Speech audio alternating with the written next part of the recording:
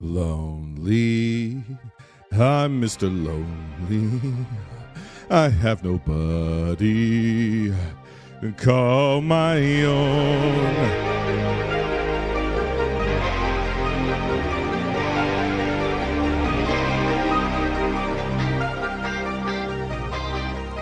My name is Jason. I am the manager of the last video store in the universe, which is being taken over by an oligarch. When I'm not busy handing over all of my encrypted data to oligarchs, I go to the movie theater and I watch movies to tell you whether or not you should. It's by God, you don't get to watch a movie unless I say you do. That's not a threat. That's a promise. Before I get to Companion 2025's film, which I'm going to do a spoiler-free, generalized review up front, talking about the general premise. If you don't want to know what the general premise is, and if you've avoided all trailers, then you probably shouldn't listen to this until you have seen the movie or not. And then for patrons, I'm going to do an extended version, which I'm going to get into extended spoilers and talk about things I liked and didn't like in more detail. Before I do that, if you're a regular listener to this show, you're probably wondering where Series 9 is. Where's the new year for binge movies, right? Like New Year's Nightmare came late. The votes come late. So basically, I'm doing a little bit of house cleaning. I'm going to keep this really brief. Everything this show has been built on has been built from the ground up through grassroots, thanks to the support of listeners, a.k.a. strangers around the world, many of whom have connected with us. Not everybody. Most of you have never connected with us on social media, if our stats are to be believed. And most of the people who were connected to us on social media don't listen to the show, if the stats are to be believed. But that's essentially how we produce the show, right? It's the grassroots support of people on the internet who listen, who subscribe, who leave reviews. If you've never left us a review, could you please do so now? It'd be great if we get like 10 reviews and just bump us back up onto the algorithm. That'd be wonderful. You can always create a new email address and leave us another one. They don't have to be legitimate. We're in the slop era, baby. Nothing's got to be real. Just has to look real. It's all about tricking the algorithm. Integrity be damned. And it also depended upon the kindness of strangers in the terms of guests and filmmakers and people associated with physical media. You know, some of the folks over at Vinegar Syndrome, some of the folks over at Severin and elsewhere. And all of those connections that I have, both to the legitimate world of film criticism and to the legitimate, illegitimate world of physical media, of B-movie schlock, that was all on Twitter. And we're not on Twitter anymore. The account is still there, but I'm not active over there anymore. And I'm not on Instagram either. And it's for recent events. They're trying to destroy democracy all over the world. And I can't stop it necessarily, but I also don't have to participate in it. And certainly not just for the sake of a show about movies. It just seems kind of ridiculous. So the consequence of that is that all of my network has been broken up, right? And we're on Blue Sky, at Binge Movies on Blue Sky. And some people are there, but the thousands of people who were a pool that I could pull from are not there. So I'm going to have to build new relationships. Long story short, it's taken a long-ass time. I've got the season mapped out. I've got some of the guests for the first series, which will be 9.1, lined up. We finally have the poll up for New Year's Nightmare so that you can decide whether or not Paul or Megan won. Do you want Final Destination into the vault, or do you want a blowout into the vault? I'm going to link that poll in the show notes down below so you can find that there. So all I ask is, I haven't quit. This isn't pod fade. It's a little bit of just chaos. So give me some time, give me some patience. In the meantime, I'm going to continue to go to the movie theater so you don't have to and watch movies that you may want to before you do, so that help you decide whether or not you should. So if that means I got to go watch Doghead, whatever, I will. So I've already got the tickets pre-bought for the next foreseeable future. So I've got some movies coming your way. And one of those movies I got to see is a movie that I was anticipating nervously, and I feel like delivered, and that is 2025's Companion. Companion is from the producers of Barbarian, which Zach Krieger was the director and one of the main writers of Barbarian. And you might know him from The Whitest Kids You Know, I think is where he's from. The director and writer of this one is Drew Hancock, who has yet to even have his own Wikipedia page. And this film stars a lot of people that kind of look familiar to me, but the older I get, the less I know who these people are, with the exception of being Jack Quaid, who is obviously Huey on The Boys. He is obviously a Nepo baby. He is the son of Dennis Quaid, God help him, and the son of Meg Ryan. And there's a lot of Meg Ryan in this movie coming out of Jack Quaid up into a point, and then it turns a little Randy Quaid by the end. Can you imagine Jack Quaid and Randy Quaid at Christmas together? What the fuck was that like?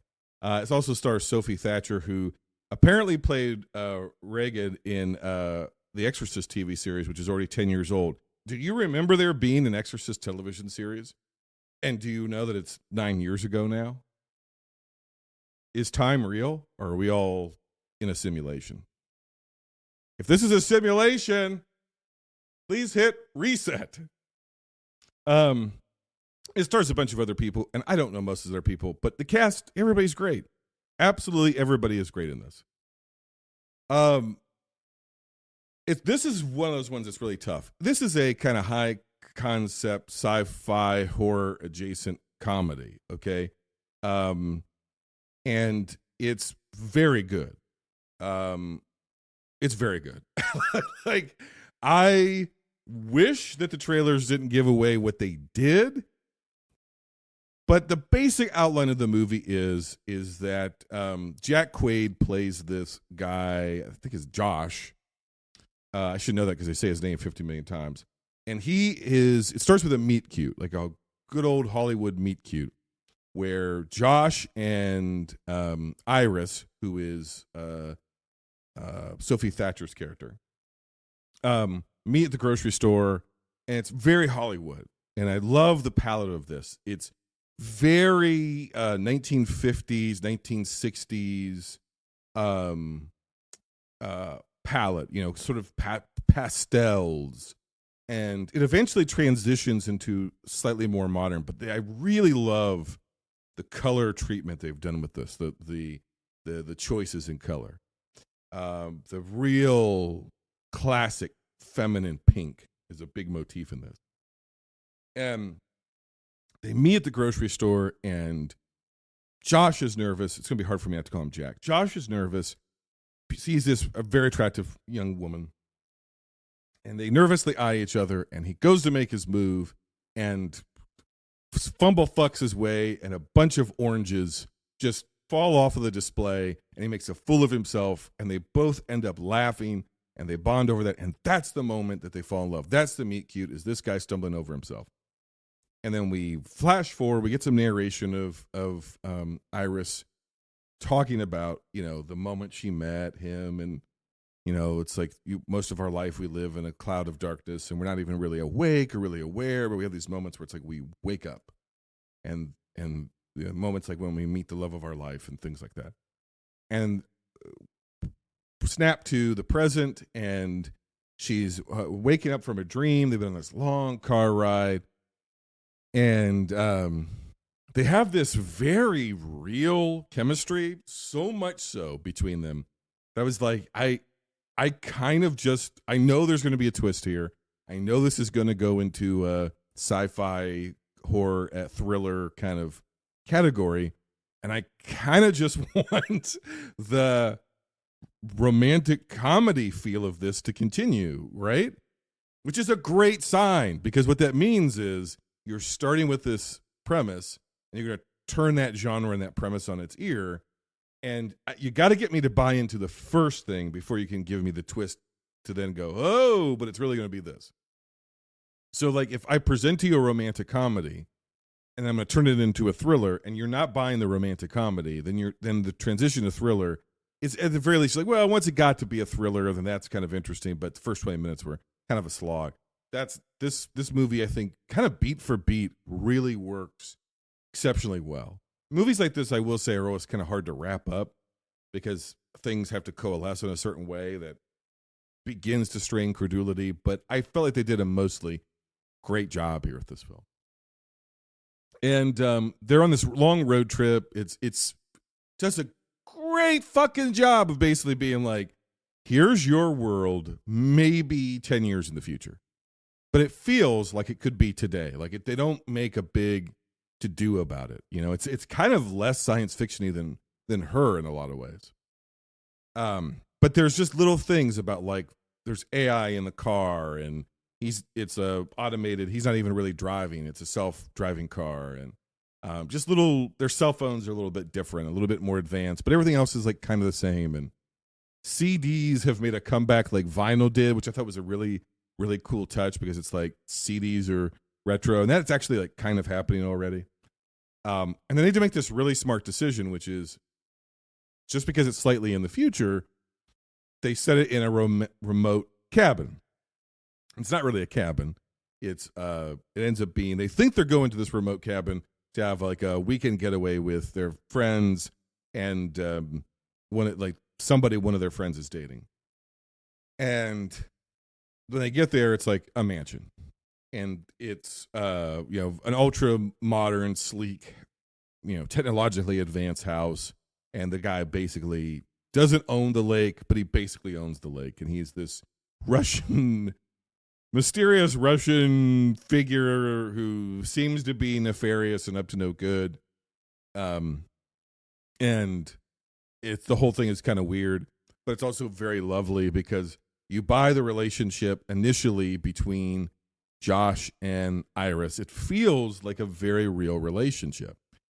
And then the relationship between all the friends feels very real, and it feels very charming. But then we get little undercurrents of the tensions that exist between real people and real couples and things like that. And Iris is a little neurotic, I think is probably the best way to put it, a little self-conscious, but in such a believable way. And here's where the movie, I think, exceptionally succeeds. The best movies, especially when they have even a tinge of science fiction, are like mirrors to us. They force us to reflect upon ourselves, including parts of the shadow self from a psychology perspective, the parts of ourselves that we don't like to admit and that we don't like to see. And the reality that we see in these characters, the little decisions that they make, and little just behaviors and the way that they subtly interact with each other, really, like, as an audience member, you find yourself relating to the perspective of multiple people, both in their positive traits, or what you perceive to be positive traits, and their negative traits, right? So I think, like, how do I say this? Because I'm trying to avoid all spoilers.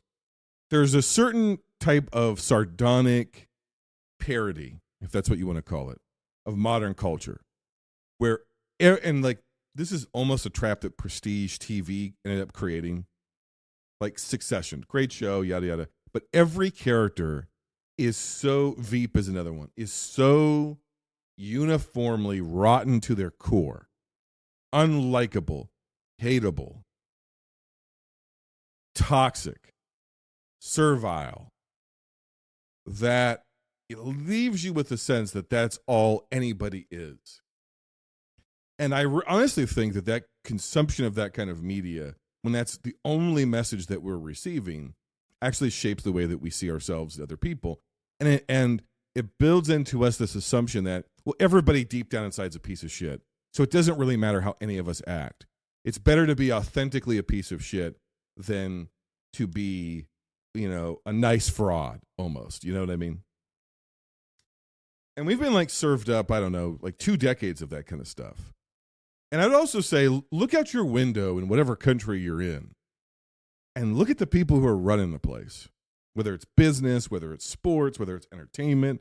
It's like, whether it's social media, the society has been run over by who can be the nastiest, who can be the cruelest, who can, it's all about serving reeds and all this sort of shit. and just taking people down constantly, 24/7. And it's entirely destructive. I think it's a little bit of the media is reflecting us, and we're also reflecting the media kind of a thing. Where this movie circumvents all of that is that the characters are all actually presented as believable people, which is that sometimes you meet people and they're very likable, and they may have a point or two, right? They're not just an asshole. But if they're just an asshole enough, they're still dangerous. Because that tendency begins to feed itself. It's really hard to talk about this without getting into spoilers. But I really like that the movie spends a lot of time, other than maybe with one character, trying to present to you a degree of nuance to the characters. I could see a ton of, I'm going to cut to the chase, male reactionaries respond to this movie from a different perspective. And those people are very foolish. Because there are things that are revealed about Josh and his character and how he views the world, and just little things about how he treats Iris in the relationship and how Iris responds in the relationship that are uncomfortably true to life. Iris is a beautiful woman. She's an intelligent woman. She's all these things, but she feels this sort of overwhelming compulsion, despite all of that, to kind of please him. You know, like that's like her role is there's this deep internal programming that she cannot get away from, which is to like make sure that the people in her life, everybody likes her, everybody is happy with her at all times. And I'll get slightly personal here, and then I'll give you my rating of the movie, and then for patrons, I'll give you some spoilers. I've dated over 25 years or plus of my life, primarily very independent type A women who are, most of them, 90% of them, highly successful in whatever they're doing. Boss, people that just like, give them a task, they're going to execute. They're going to execute at a high level. They're bosses. Every single one of those women has had vulnerable conversations with me about how they still feel the need, even in the workplace, even when they're second in command, when they're a director, they're a manager, they're a program coordinator, all these things, that they feel the need to please everybody. It's still an internal pressure, right? Most of these women would self-identify or would be identified by others, even if they didn't self-identify, as being feminist, as being, they believe women can do anything that men can do, et cetera, et cetera, et cetera. But deep inside, they still have this this deep anxiety. And I think that Sophia Thatcher nails that. And I think the screenplay nails that in such a believable way from almost scene 2.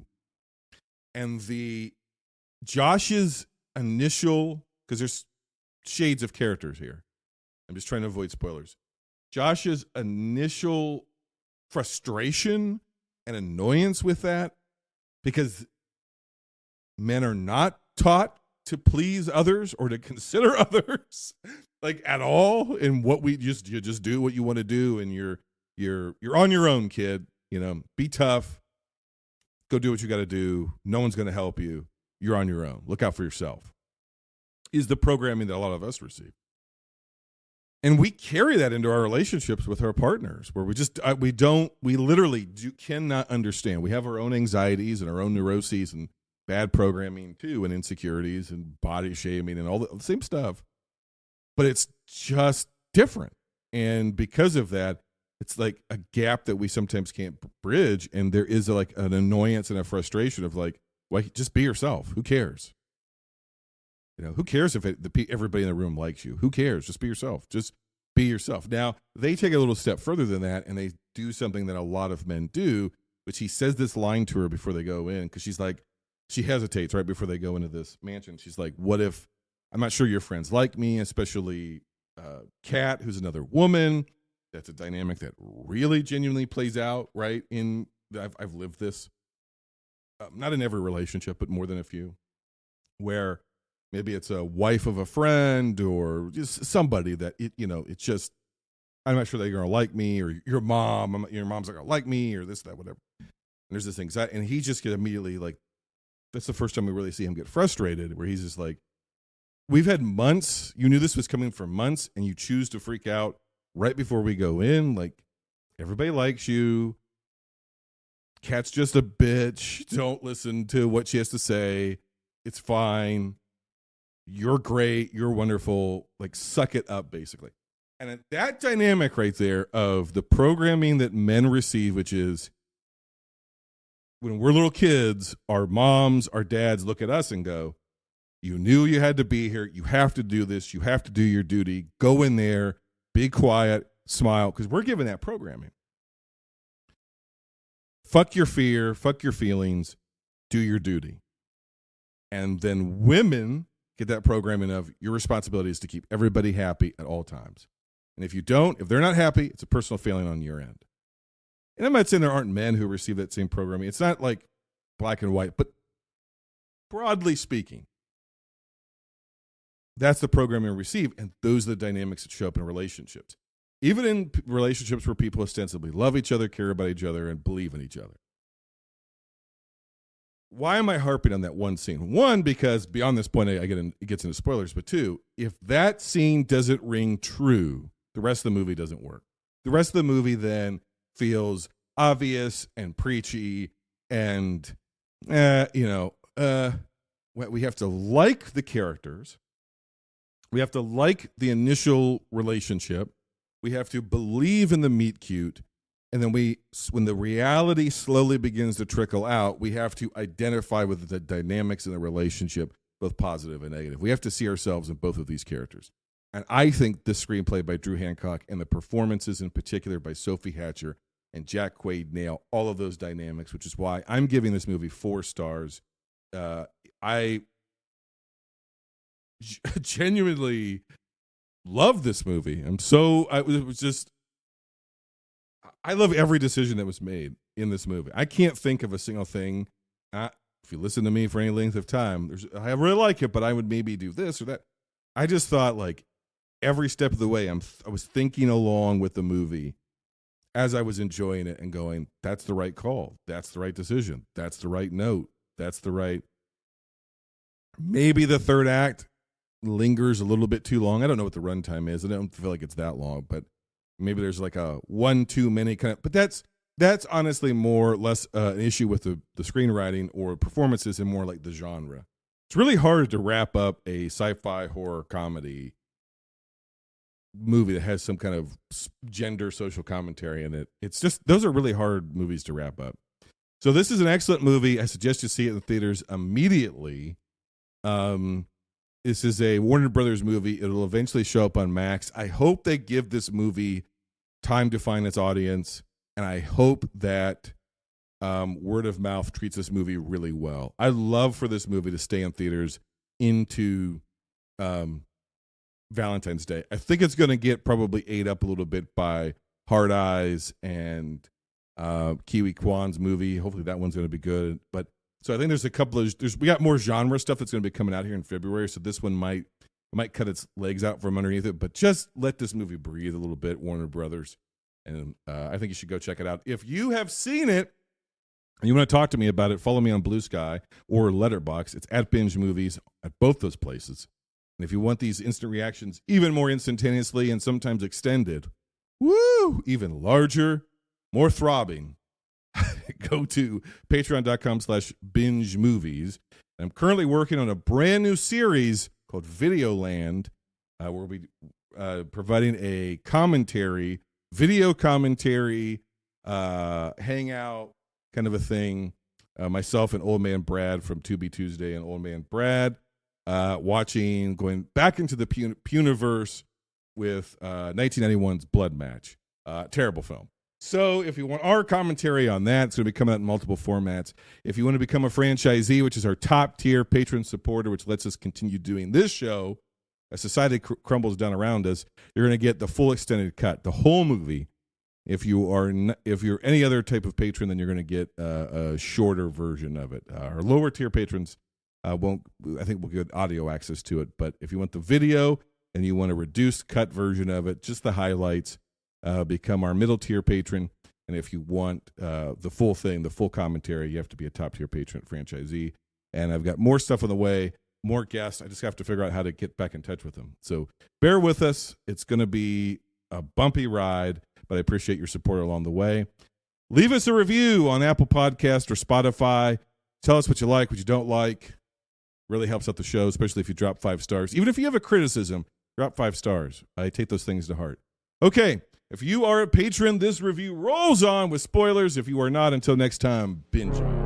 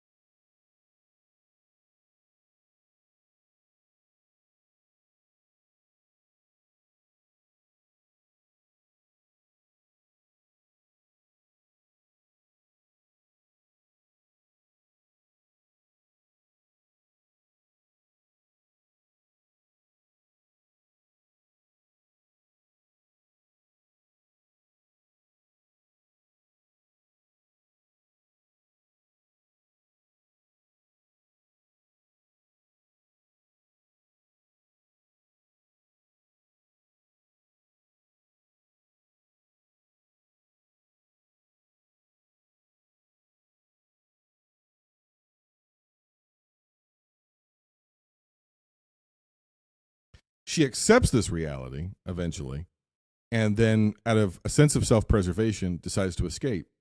Not only does she escapes with his phone, which has the app for her controls on it, and she realizes that he's like modded her in all these ways, and he's like it changes her hair color, maybe not her hair color, her eye color, her intelligence level, her aggression levels, all this sort of stuff.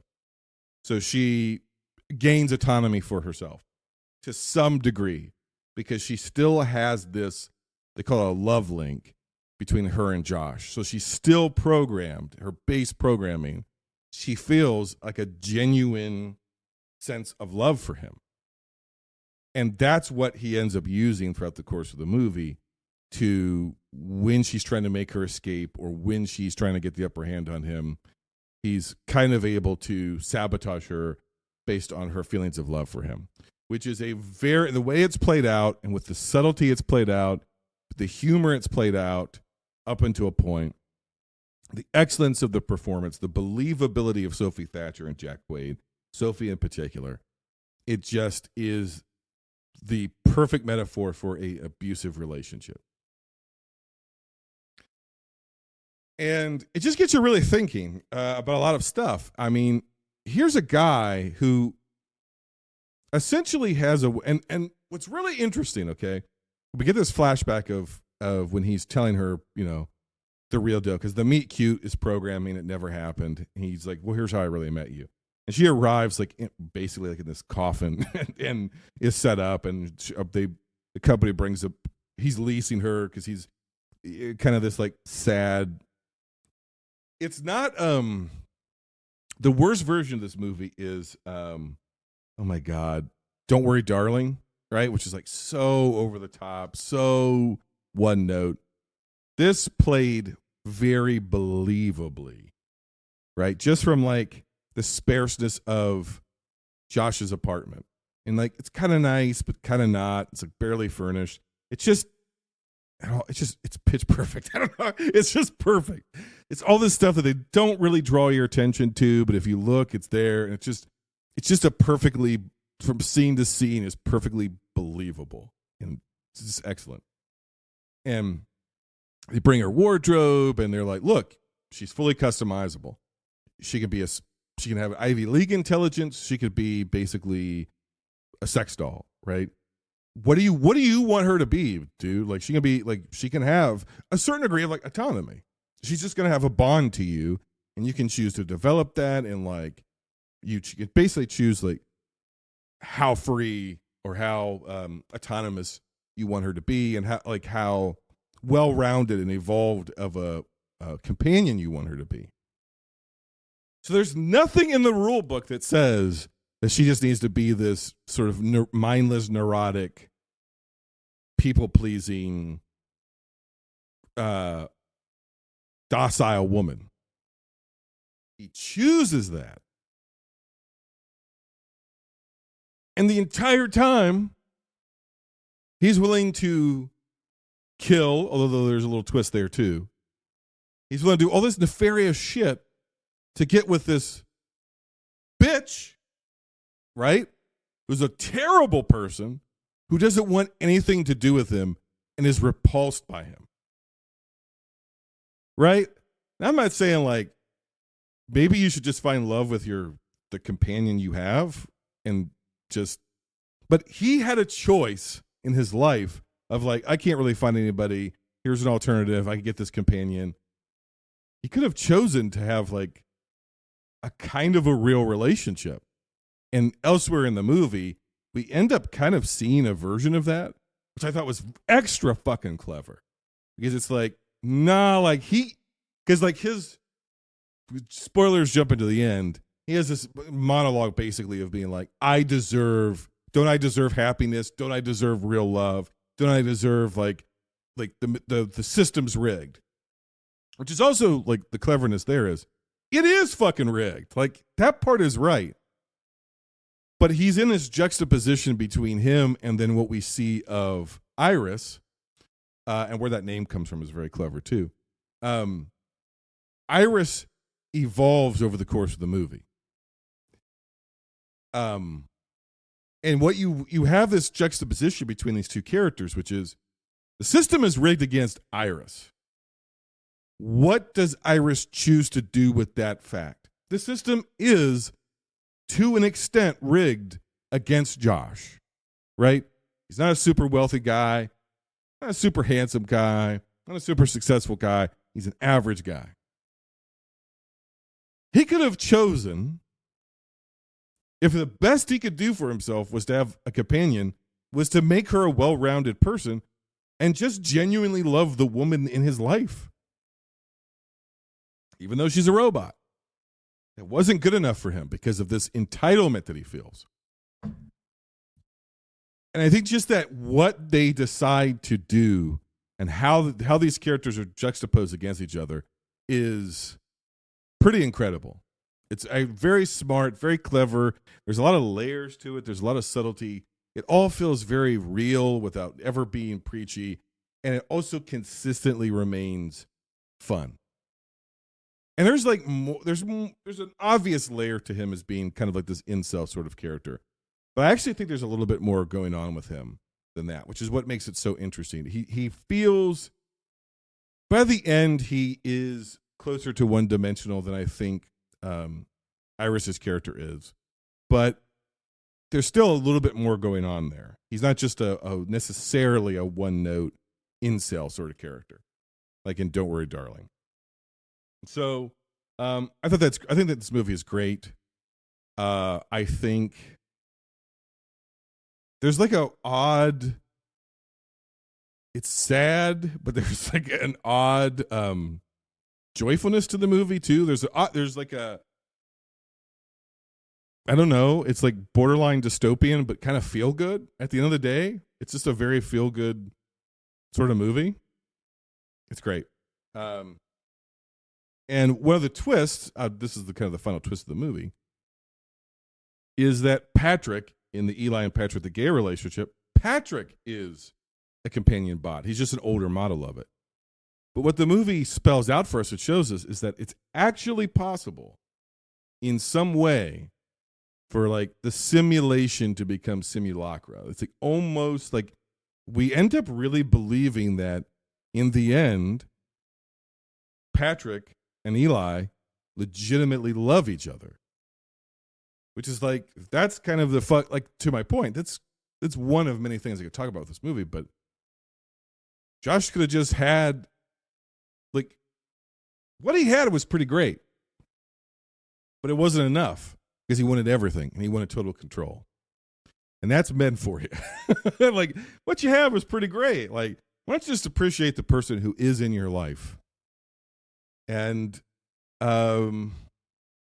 don't know, that forces, I think this movie is going to, in a very intelligent way, potentially force guys to wrestle with some uncomfortable things about ourselves and the way that we've been conditioned, even if we see ourselves as being like, I'm a good guy, right? There's still this condition that's inside of us. I think we've got to really take a genuine look at. And because of that, I think a lot of guys are probably going to hate it because fragility. But maybe the world will surprise me.